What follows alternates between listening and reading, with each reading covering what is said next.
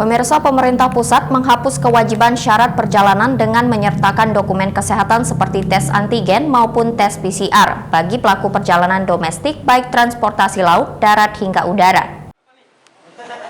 Akan kebijakan baru tersebut disambut baik oleh berbagai lapisan masyarakat akan aturan terbaru sebagai syarat perjalanan bagi pelaku domestik menggunakan transportasi via laut, darat, dan udara. Di mana Menteri Koordinator Bidang Kemaritiman dan Investasi, yakni Luhut Binsar Panjaitan, baru-baru ini mengeluarkan kebijakan bahwa pelaku perjalanan domestik tidak perlu lagi menyertakan hasil tes antigen maupun PCR sebagai syarat perjalanan bagi yang telah menerima vaksinasi dosis kedua atau lengkap.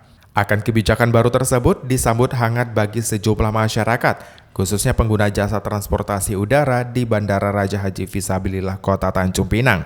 Salah satu warga bernama Suratman menyambut positif kebijakan tersebut karena sebagai pekerja dengan penghasilan tidak banyak seperti dirinya, tidak perlu mengeluarkan biaya tambahan lagi untuk melakukan tes PCR atau antigen.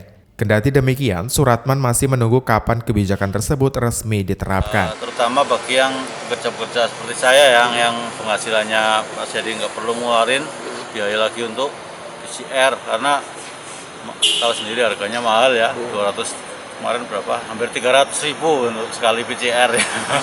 Sementara itu warga lainnya, Dimas, mengatakan adanya penghapusan tes PCR maupun antigen ia menilai sama saja. Hal itu dikarenakan adanya surat PCR dapat mengetahui kondisi kesehatannya. Di sisi lain, penghapusan syarat perjalanan juga dapat meringankan beban biaya transportasi. Kendati demikian, Dimas tetap mendukung terhadap kebijakan pemerintah yang baru tersebut. Menurutku PCR atau antigen kayaknya sama aja ya. Kalau ada ya kita hitungannya aman, cuman kalau misal nggak ada ya sebenarnya lebih dipermudah kan, hitungannya kan lebih hemat biaya juga. Nantinya dalam waktu dekat, pemerintah pusat akan mengeluarkan surat edaran tersebut kepada instansi terkait untuk menyesuaikan syarat perjalanan baru tersebut. Sandi, GoTV News melaporkan.